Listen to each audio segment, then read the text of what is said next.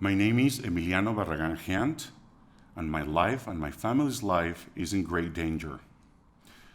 I need all the help I can get, and this is an open letter in the form of a video to my father's sister, María Luisa del Carmen Barragán García de Solano.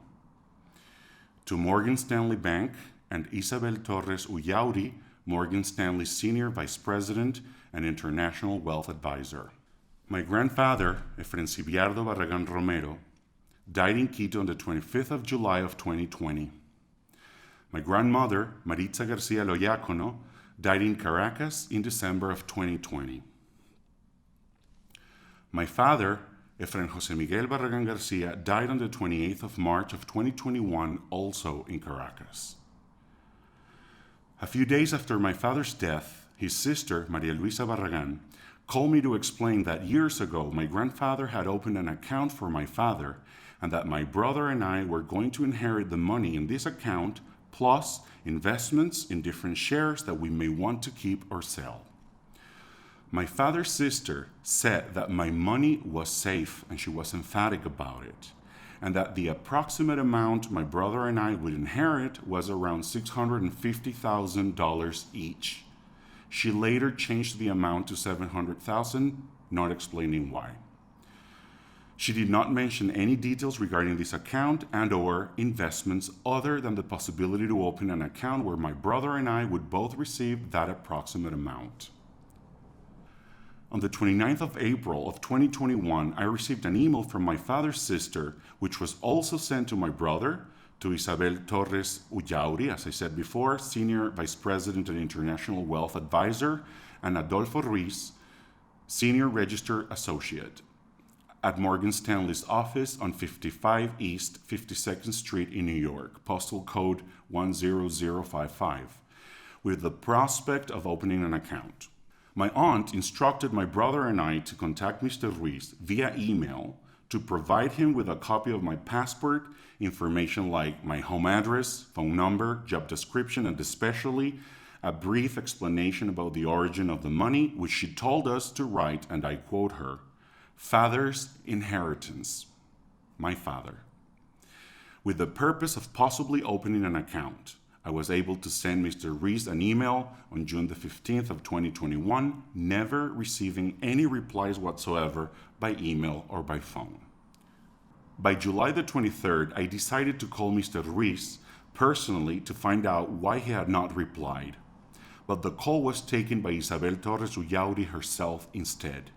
We had a cordial and long conversation where she began by apologizing for the absence of a reply on the part of Mr. Ruiz and confirming that, and I quote her, "Your money is safe," repeating what my aunt told me before. By the end of the phone conversation, she requested me to call her back on the 4th of August. On the 4th of August of 2021, I had a second phone conversation with Isabel Torres, where I asked her technical questions regarding the transfer of my money to Spain instead of opening an account, and she asked me to send her my father's death certificate, which I did. I went on to explain that my financial lawyer in Spain, where I am a fiscal resident, needed to know some information to help me understand the fiscal and legal steps I needed to take for such large sums of money to be transferred internationally to Spain. As I explained to Mrs. Torres that my lawyers needed to know who the account holder I was inheriting from was to understand the nature of the fiscal steps to take, she replied that my aunt only had a power of attorney and that she couldn't care less about what my lawyers thought. To my astonishment, she became visibly agitated and ended the conversation saying she would begin first with my brother's account. The call ended.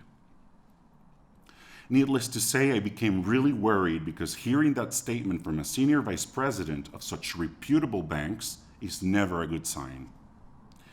On the 6th of August, I sent her an email with my father's death certificate as she requested and some more questions regarding the legal aspects my lawyers needed to clarify, to which she simply replied on the next day, August the 7th, "As discussed, we cannot disclose account information to third parties without the consent of the account holder. If statements are to be sent to an outside third party, please be sure to confirm this with the account owner and complete the third-party verbal authorization form.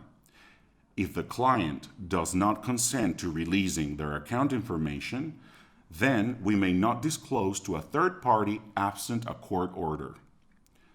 How could a senior vice president say on the first phone interaction, "Your money is safe," meaning my money, and on the last, I am suddenly considered a third party? Confusing at the very least. I never heard from Isabel Torres again, despite my attempts to clarify what was going on. The very same day, I had a phone conversation with my aunt, asking her for more details regarding other aspects of my inheritance unrelated to Morgan Stanley. As I asked her different questions, she got very nervous, offering a defensive response, claiming that she had become the account holder after my grandfather's death. But that contradicts the claim of Isabel Torres, in which she said all my aunt had was a power of attorney, and that my money was safe, never hearing from either again. It seems my money is so safe, not even I can have access to it because I am a third party. What happens now to all these very personal documents and information I sent them? Finally, my very livelihood is at stake as I lost my job due to the pandemic, and my family is struggling to survive. I believe I deserve an explanation, and I would like to believe Morgan Stanley Bank has employees humane enough for me to receive my inheritance without having to spend thousands of dollars on attorney's fees to produce a court order which would allow me to finally get my own money. Mrs. Torres has my contact information should she need to contact me to resolve this issue, which is already costing me legal and fiscal severe consequences in Spain, where I am a citizen from, as well as a fiscal resident. I expect a clarification that goes beyond a text that was clearly copied and pasted, and I have chosen to make this public because I refuse to be forced to hire lawyers and spend the money I don't have to receive what is actually mine. If this is the case as expressed by Mrs. Torres. This is the end of the letter addressed to Morgan Stanley,